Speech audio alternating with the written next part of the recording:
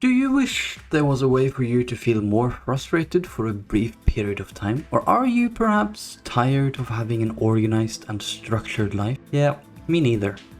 But if that's the case, then Nine Dragons may be the game for you. This game uses click to move without having smart movement, so you have to have a clear path in front of you if you want to get anywhere. And don't be fooled. You can click somewhere and start moving towards it just to stop halfway there. I wish I could say that I had a good time trying out this game, but that would have been a blatant lie. And I have to apologize in advance for some foul language. The game is just that bad.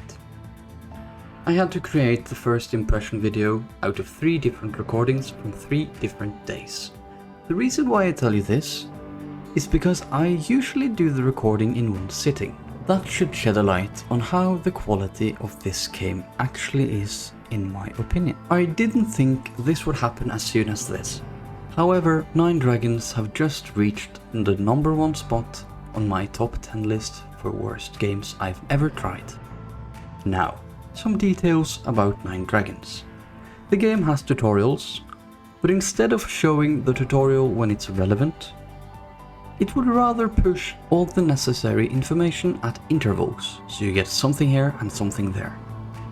This made the tutorials more of a nuisance rather than informative for me. And while we're on the information we get from the game, I'm still wondering where some of it is, because I have not seen any.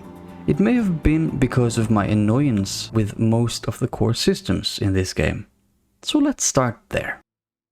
Unarmed attacks can be used without any training, but early in the game you get to choose a weapon to wield, and from there you are sent around to speak with people and learn abilities depending on what weapon you chose. And after a bit, you get told to learn the main weapon attack. I couldn't for the life of me figure out how.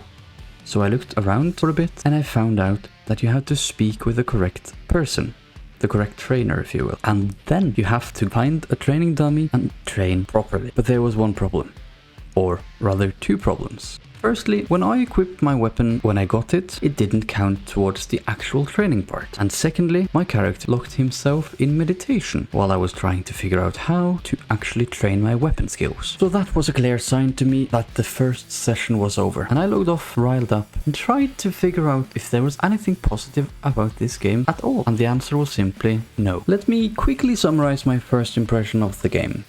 The loot is 90% of the time clutter. The economy system seems to be broken, considering I just got around 20k gold in the first hour. I saw some players, but they seemed by their armor to be high level, and they were always AFK. If there's a story in this game, I didn't see it at all. The naming of the mobs is not creative at all. For instance, in the same area I met a clumsy, a bold, an aggressive, and a timid bandit. Oh, and I can't forget the stupid snake or the innocent fox. The combat would have been suited for an auto battler, and the UI, well, everything about the game seemed really outdated for me. Now, I'm gonna keep this nice and short, because I don't really see any reason for anyone to play this game whatsoever. The reason why I say this is there are games that does this style a hell of a lot better than this crap. So if you're interested in a click to move game, go check out RuneScape. That's my advice. So I guess you can easily guess my answer to the question, does Nine Dragon deserve a more in-depth playthrough? You're absolutely correct if you said hell no. I don't know if I should thank you or apologize to you for watching the video. That's for you to decide. And I would appreciate it if you sub to the channel, just so that I can have some positives to balance out this sacrifice.